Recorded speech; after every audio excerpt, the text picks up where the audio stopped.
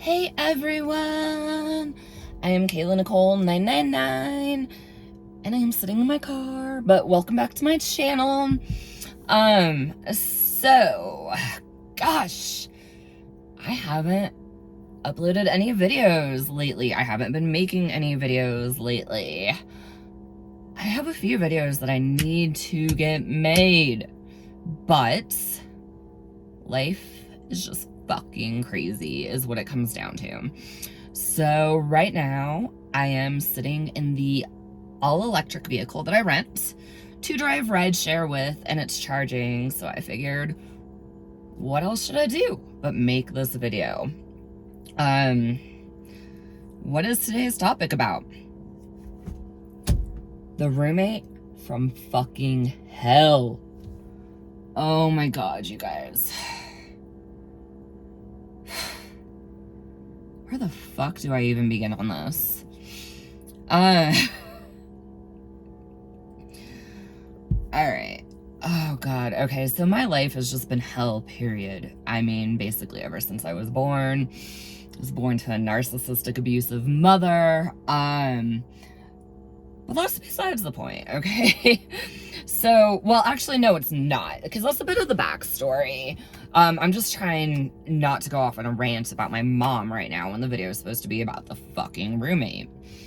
Okay, so here's the backstory, and some of you have seen my other videos, and you know that in September of 2021, I went to go care for my grandparents who both got COVID. My grandfather ended up in the hospital for quite a long time. He spent months recovering in a nursing home. He did get better.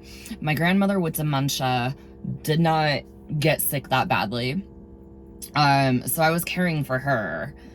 And then my narcissistic mother started fucking harassing me on Instagram, actually. It was just drama. And I've recently found out that most of my family on my grandmother's side are narcissists. That's a whole nother video, you know. Like I said, I have a bunch of videos to make. So anyway, I left my apartment behind completely. My lease was up in December, so I just let go of my apartment because I thought I was going to be caring for my grandma for a very long time. Like, my intention was to care for her until the end of her life. But that forced me to reconnect with my narcissistic mother, who I had gotten no contact with 2 years prior. And my mental health was just being destroyed dealing with specifically my mother, but the rest of my narcissistic family too. So I literally had to just walk away. I had to say, I'm sorry, I can't do this, and I gotta go. I left with virtually no money. I stayed in a very cheap hotel or motel for a few days, not knowing what the hell I was going to do. My plan was to rent a car because I don't even own a car at the moment. My car was repossessed. Oh god, yeah, I filed bankruptcy recently. Oh my gosh. Okay, I have so many videos to make on so many different topics. Okay. So my plan was to rent a car and drive to another state, and I was going to try to start a new life in another state with a more affordable cost of living. But that plan did not work out because my friend came to pick me up. She picked me and my dog up, and she drove me an hour and a half north of where I was to the rental car place, only to find out that they were not going to rent to me because I did not have a credit card. I was filing bankruptcy. All of my credit card accounts have been closed. So anyway, I could not move to that other state. Didn't know where I was going to go, what I was going to do, so my friend ended up taking me home with her. And I went back to her house, and within weeks, you know, I rented a car so I could drive rideshare with. That way I could have a job because I didn't have transportation. My friend lived in the middle of nowhere. There was no public transportation. You know, I didn't have a way to get to work. She lives so far out of the city that if I were going to use rideshare to get myself to work, it was going to be like $100 one way to go 8 miles. Ridiculous, right? Okay, so anyway, I drove rideshare, and my hope was, I'm still driving rideshare, but my hope was that I could save up enough money to rent an apartment, thinking that if I offered apartment complexes 12 months cash in advance, like right when I signed the lease, that they would rent to me, even with a recent bankruptcy on my record. Nope. No, these lovely apartment complexes were like, sorry, but you just filed bankruptcy and we're not getting rent to you for 7 to 10 years now. Yeah, my hopes and dreams were fucking dashed. So I had been sleeping on my friend's couch for 5 fucking months at this point.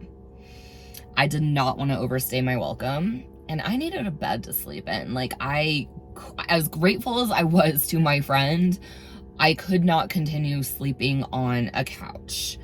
It was starting to hurt my freaking neck. Like, my neck was popping bad. I mean, I needed my bed. So at 38 years old, I pushed my pride aside and did what I never wanted to do again because I never had a good experience with it. I moved in with a roommate.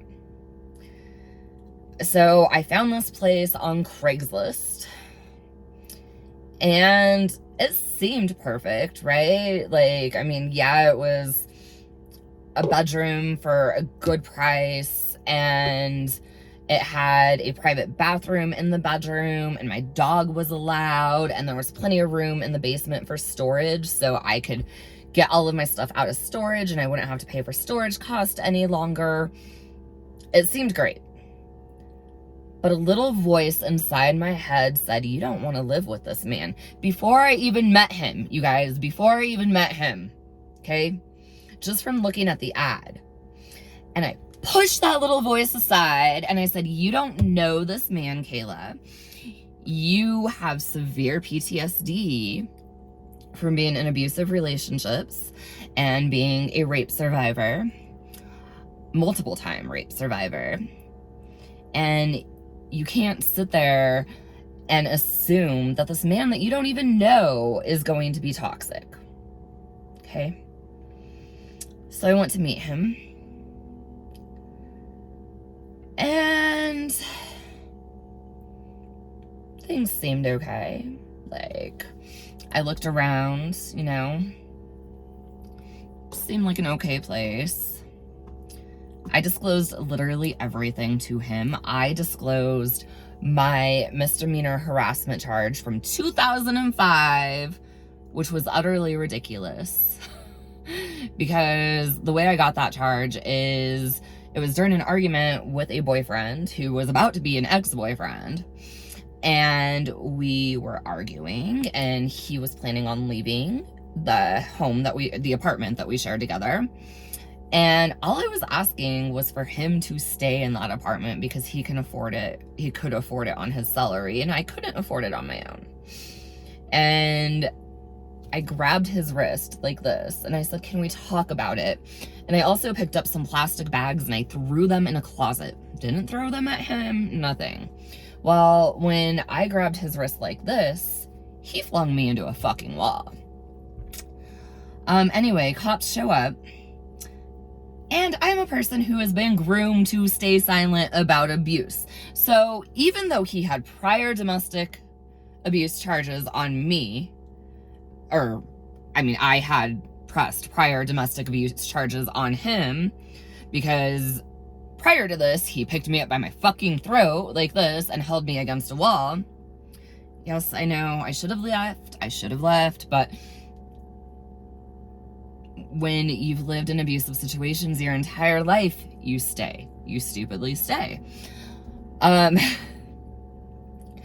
anyway, police show up and I didn't say a word. Like, I was sitting there crying and I did not say a word. And he told them that I grabbed his wrist. And in the state that I live in, if you touch a person during an argument of any sort, if you literally poke someone in their chest, if you go like this to them, you're going to be charged with domestic violence. Now, I never officially got charged with domestic violence. I was arrested for grabbing his wrist. That's all I did. I was arrested I did have to spend the night in jail. I did go to court the next day. I did not get an attorney. I didn't even get a public defender. I just wanted out of there. So I plea bargained myself down. It was supposed to be a disorderly conduct charge with a deferred judgment on harassment. So the harassment was never supposed to be on my record, but it was not a domestic violence charge at all. Now, I found out later that they never put the disorderly conduct on my record. They actually put the harassment on my record. So I have harassment on my record, which is just a misdemeanor charge, but it's still a slightly worse charge than the disorderly conduct would have been. So anyway, that's my story. I told him about that. I told him about my PTSD. I told him about my bankruptcy. I disclosed everything to him. Now, he told me that he has a stupid charge from when he was in his early 20s, kind of like mine. Okay, so I assumed it was like a drunken, disorderly, stupid me. I didn't ask further questions. Now that little voice in my head said, do a background check, Kayla. But I was kind of so desperate to move in, since people would not rent to me because of my bankruptcy, that when I got approved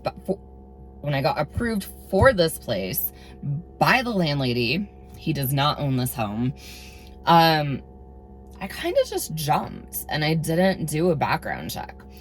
Now, looking back, had I done a background check, I probably would have only ran a background check from my state, which would have shown that he has a clean record, okay?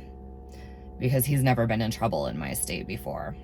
I would have never thought to do the background check from his state. So anyway, I move in. Things are okay.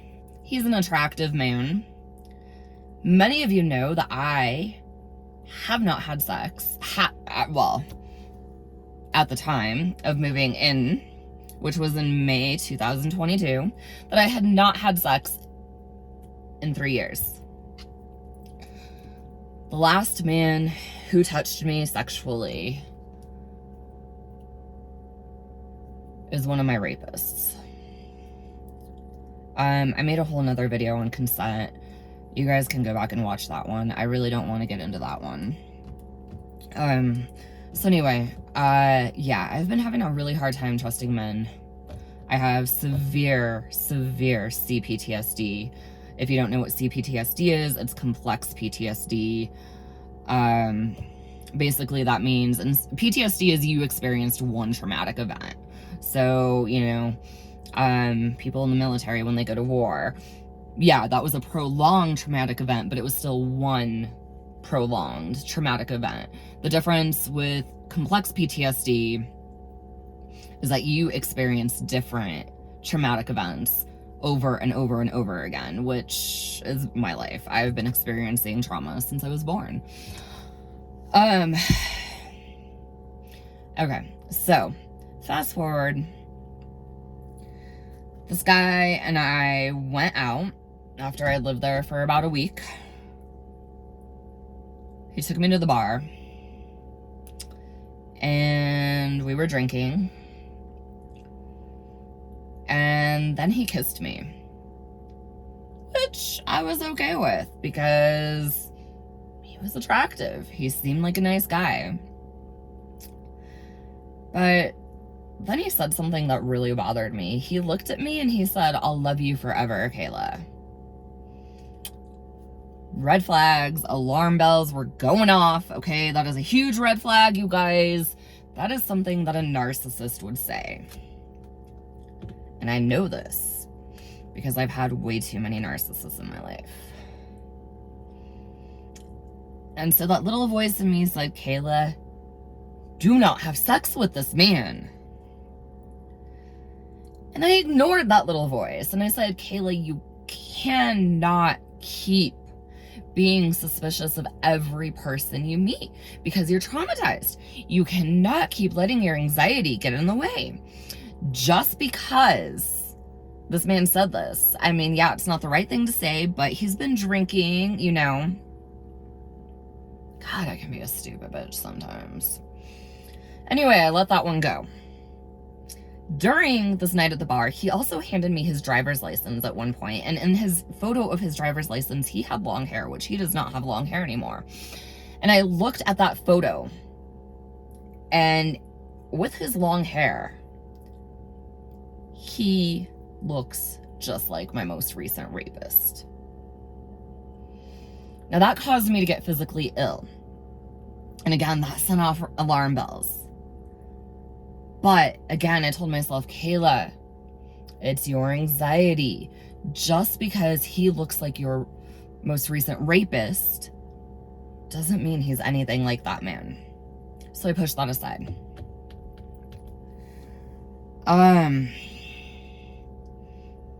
I let go of everything, you know? So at some point, he left the bar before I did. I don't know where the hell he went. He literally disappeared. He got upset because I had ordered food and I wanted to eat before we went back to our place. And I didn't, in my head, it just really didn't register. I think I had been out of the dating game for so long that none of it registered. So anyway, I kind of chased out, I never even got my food. So I left the bar, kind of chased after him, but he was gone. And finally I just walked home. Then I called him, to find out where he went. And he walked home eventually. I still don't know where he went. He was gone. He couldn't even tell me where he went. So he came home. Long story short, we had sex that night.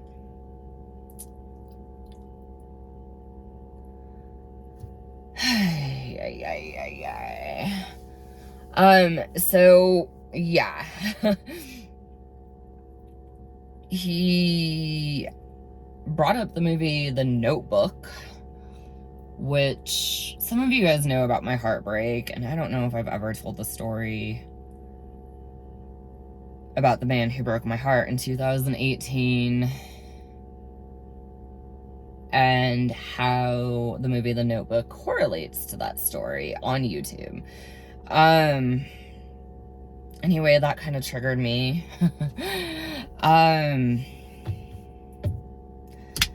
Story for another day though, because I'm gonna go off on a tangent and I'm trying to not make this video too long. Okay, so anyway, so we had sex and we continued to have sex the next day. Really wasn't the best sex, honestly. It was actually pretty fucking terrible sex. I really didn't want to have sex with him again, but then I was like, well, maybe it might get better. And I mean, we're living together, and I should have never ever slept with a roommate. Oh my God. I mean, what do you do when the sex is bad and you're stuck with them because you signed a fucking lease? Oh God, I get myself into some of these terrible situations. Anyway,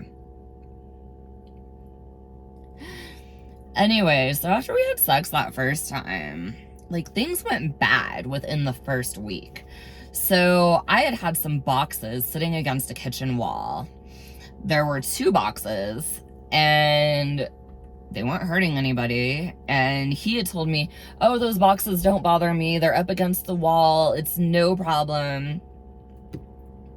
Well, a few days later, he totally changes up on me, and he's like, you need to do something with those boxes. I don't like clutter. And I'm like, the fuck is wrong with this man? And I'm like, dude has some serious control issues. Now, on top of that, he told me that he was going to help me move, because I moved in without my stuff. All of my stuff was in storage, and I didn't know how I was going to get my stuff because I didn't really exactly have much money to hire movers. And he told me that he had a trailer and he has his truck, which he does have both of these things, and he'd help me move. And he told me that I could drive his truck. because I rent this car and I don't get many personal miles on this car. And so in the same week, he also told me, he's like, well, you're not driving my truck. And I'm like, okay, but you said that I could? Like, why are you backpedaling?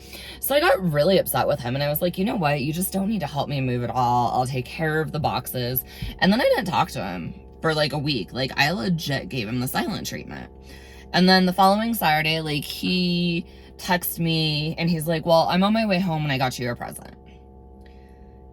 And I'm like, no, this man is not going to win me over with a present. Like, I'm not doing this shit. First of all, the present should have been a red fucking flag, because what do narcissists do? They get you presents. So he walks in the door, and the present was this giant fucking bottle of Irish whiskey that he bought at Costco. And he's being nice again all of a sudden. And I was like, okay, you know what? Maybe he was just having a bad couple of days, so let's give this guy another chance. So we start having sex again. But at this point, he's making comments to me that they don't really register at the time, you know? Like, I'm not trying to tempt him in any way, but I'm walking around the house in my shorts, like sitting in my shorts in the kitchen, just eating, and he's standing there drunk, and he's like, don't tempt me, Kayla. You're wearing those little shorts. And I'm looking at him, and I'm like, dude, I'm literally just having lunch. I am not trying to tempt you at all. I straight told this guy, I was like, look, I'm not in the mood for sex, and if you are that tempted, well, you got a hand. Why don't you go watch some porn, you know? Still didn't think too much of it. Another thing that he was doing is, you know, I'd tell him no, but then he'd be sitting there knocking on my bedroom door, and if I'd open it, he'd like grab me and start kissing me, and I'd be like, no, and he'd like continue to try, and I was like having to fucking push him away, like literally fucking push him away, and push him out my bedroom door and close the door and lock it. But then he'd be back 15 minutes later, knocking on my fucking door again. He was also doing things that I didn't like sexually. So he's a biter, and he kept fucking biting me, and I kept telling him, do not bite me. And he'd stop at the time, but then the next time that we had sex, like, he would start biting me again. And I can't tell you how many times I told this dude not to fucking bite me. So I'm really, I don't know. I'm going back and forth on whether I like this guy or not. And I'm just like, I don't know that I really like him, but I kind of like him. Like, sometimes he's nice, sometimes, and I was so confused. Then he makes a comment about how he's going to buy a house soon, or how he's maybe going to buy a house soon, and I should move in with him. And I'm like, whoa, dude. Okay, again, y'all, major fucking red flag. He was future faking with me. That is shit that narcissists do. But I still didn't get it. I still didn't fucking get it. Hey. So he was future faking with me. I also started catching him in a ton of lies. Like, every fucking thing that was coming out of his mouth was a lie. But it was like little lies, so I just kind of let it go. Didn't really think much of it. I was like, okay, well, it's not the biggest deal. And then before we had slept together, he told me about this girl that he was not dating. He was single, according to him. I'm starting to question if he's actually single or not, but according to him, he's single. But this girl from his home state was going to come visit him, and he told me about her before we started sleeping together, but it was just gonna be like a weekend fling or whatever, you know, they weren't together. Well, then on the day that I am actually moving my stuff in, He tells me that he was starting to think about canceling on her. And he's like, yeah, I've been thinking about telling her that I got COVID. You know, trying to make me believe that he was going to cancel on her. And that I was special to him. Oh, God, what a load of fucking shit. So, anyway, on top of that, so I had rented a U-Haul truck, hired people to load the U-Haul truck at my storage facility, which was like an hour and a half away, and then also hired people to unload. And he was supposed to drive the U-Haul truck for me because I rented a 17-foot truck. I had never driven anything that big. He knew he was supposed to drive that truck. He stayed up all fucking night drinking. That morning, he was way too hungover. He did end up coming with me, but by the time I got to the U-Haul place, he's just like, no, I can't drive. Oh, dear God. So he did absolutely nothing except for sit in the passenger seat while I drove this fucking truck like a boss. Yay me. And then when we got to the storage place, like, he disappeared and took a fucking nap while the movers were loading the truck. And then we stopped to get something to eat before heading back after the truck was loaded. And we're sitting there at this fast food restaurant, and he was just complaining because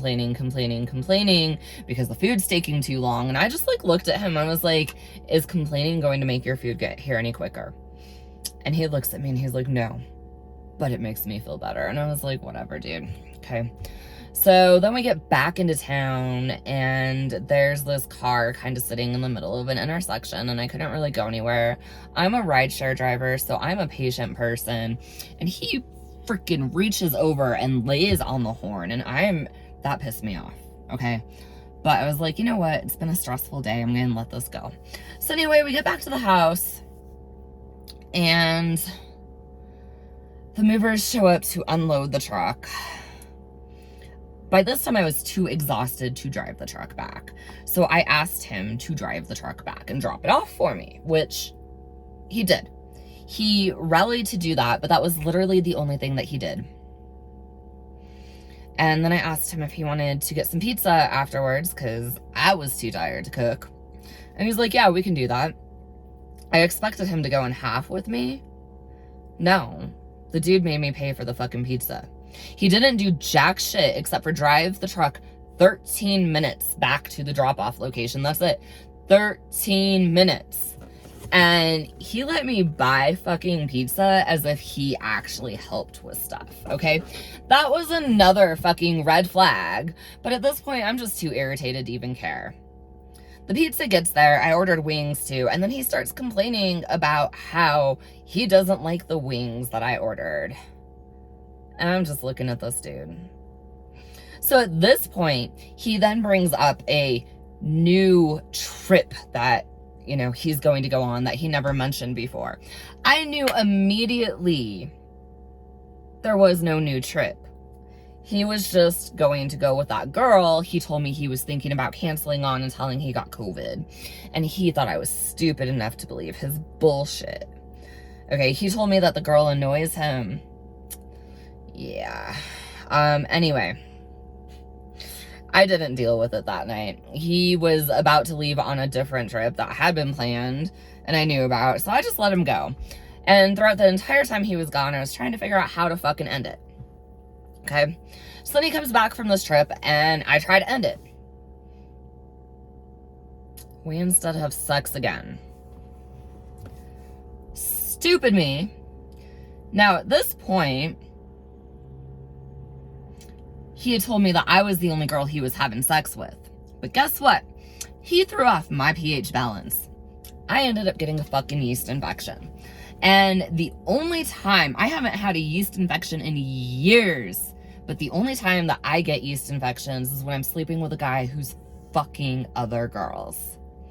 On top of a yeast infection, I also got a fucking bladder infection. Now, I have not gotten bladder infections in years either.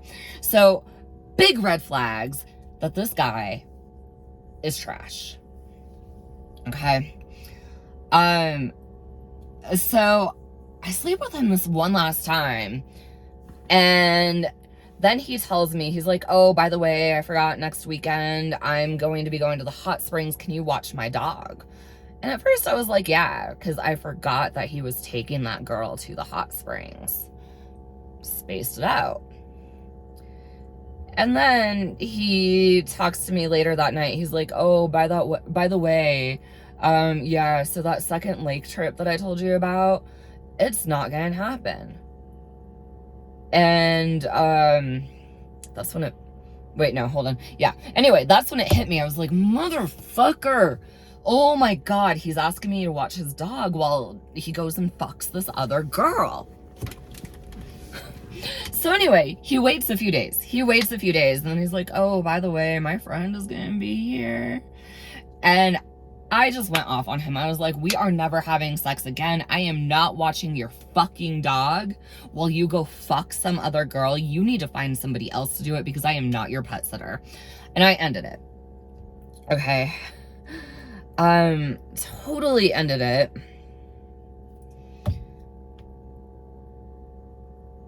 On top of this, I was supposed to have surgery days before the girl got there. He was promising me up and down that he would help me out after surgery. He would walk my dog. He would do this. And then I looked at him and I was like, what am I supposed to do about my dog? And he's like, oh no. Fucking piece of shit. So, on top of all of this, he told me that he got a hotel room for him and that girl. Well, then he's like, oh, by the way, she's gonna be staying in our house. I was like, the fuck she is? You think no, motherfucker, no. Okay, well, I was like, you told me that you got a fucking hotel room. And he's like, well, yeah, I guess I did say that, but I guess I didn't mention that the hotel. I was like, you know what? No, you didn't mention a lot. So I'm pissed by this point. I keep catching this guy in lie after lie after lie after fucking lie. You guys. And, at one point over the weeks, he had told me a little bit more about that charge. And then he was like, yeah, it was a domestic battery charge and it happened twice. And I was like, okay. That's a little bit concerning, but... Well, then all of a sudden, the domestic battery charge, he was making comments about, she was grinding on me. How is it rape when she is grinding? And I was like, wait, what? What rape? What the fuck are you talking about? So I'm sitting there talking to my friend about it. And then she's like, well, do you know what the actual charge is? And I'm like, no, I'm kind of scared to actually do a background check on this guy, but fuck it. So I went to his state, his home state, and they happened to do free background checks, or they give free criminal record checks, I guess, is what I should say. And so I entered his information. I entered his name. I entered his birthday. And his fucking conviction pulls up. His rape conviction, where he spent 365 fucking days in jail and 2 years probation. Now, I only found one conviction. I don't know if he raped 2 different girls, because I only found one conviction. So I am a rape survivor living with a convicted rapist who never fucking disclosed to me that he is a convicted rapist before I agreed to sign a lease with him. I am fucking livid at this point. I contacted my landlady. I told her that he's a pathological liar. I told her that he's been lying to her. He has a cat there that she does not know about. He smokes in the house, smokes cigarettes and weed in the house, which is against the lease. I told her about that. He punched a hole in the wall because he got mad over a fucking hockey game. I told her about that. And the landlady is like, I don't know what to do. You know, you can leave without any repercussions. And I'm like, well, the problem is I filed bankruptcy, and finding somebody to rent to me is really hard. And you are well aware of this. I want him gone. She can kick him out. Okay, he is violating the lease. She has every right to kick him out, but apparently she's too timid to do this. So I then called the police department to find out if the man is supposed to register as a sex offender, because he's not registered anywhere. I checked his state, I checked my state, and I checked the national registry. His name appears nowhere on there. Well, apparently, because this man kind of slipped through the cracks, as the police officer stated, because his charge is in a different state than the one that we live in, he's not required to register as a sex offender. And there's nothing legally preventing him from living anywhere or requiring him to disclose the fact that he is a convicted rapist. On top of this, the convicted rapist owns guns, and he legally owns guns. Why? Because in his state, his rape charge is only a fucking misdemeanor. How the fuck is rape a misdemeanor charge? The officer told me that what he was convicted of, had it been in my state that I'm from, that we currently live in now, it would have been a felony, and he would be required to register as a sex offender. But no, this man was able to move away from his fucking state, which was Minnesota, and come to my state and basically just start a new fucking life, because he did not want to be known in Minnesota as a rapist. And out here in my state, he doesn't have to disclose his rape charges to anyone. He doesn't have to register as a sex offender. He doesn't have to tell potential fucking housemates that he is a rapist. What the fuck? You all do not even know how fucking livid I am. I went off on this man. I went off on him. He is triggering my PTSD so fucking badly. I asked him to move. I straight asked him to move. He hasn't replied. So then he had friends come over the other day, and the moment his friends walked in, I just started screaming. I was like, he said something to my dog, and I just snapped at him because my dog's been starting to act fearful of him. And so he said something to my dog, and I said, don't fucking talk to my dog, not realizing that his friends were right behind him. And then his friends walked in, and they're just like looking at me like I'm a crazy bitch. And I'm like, this man right here fucking lied to me about his rape conviction. Did y'all know that he's a convicted rapist? And he's just standing there like hanging his fucking head, shaking his head. And basically, I grabbed my dog and I fucking went upstairs. And as I was calling my dog, like, his friends were like talking to my dog and saying, oh, you're in trouble, because my dog didn't want to come to me at first. And I just looked at them. I said, no, my dog is not in trouble. This lying piece of shit convicted rapist is in trouble. My dog did nothing wrong. And I went up to my room and I sat there trying not to scream. And then I just got ready for work and I left, because what can I do? Like, I'm kind of stuck. I am tapped out. I just moved in 2 months ago. So on top of not being able to find a new place to live easily because of my bankruptcy, I have no fucking money to move. I just tapped out my savings, hiring the fucking movers and renting the U-Haul truck. So where the fuck am I supposed to go? What the fuck am I supposed to do? I don't have family I can go to because my mom's a fucking narcissist and I'm estranged from all of my family. Oh my God. I don't have friends that I can stay with. Going back and staying on my friend's couch really isn't an option, because I would still have to move all of my shit out of the house that I'm in order to stop paying rent there. But I have no money to fucking move. So, the man, I can tell, is really upset with me that I told his friends he's a rapist. But I basically told, one of the friends was a female. So I basically told him, I sent him a text message and I said, I will not let you fool another woman the way you attempted to fool me.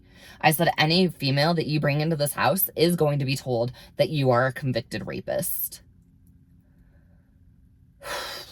I haven't seen him since. That was like 2 days ago. He hasn't been home.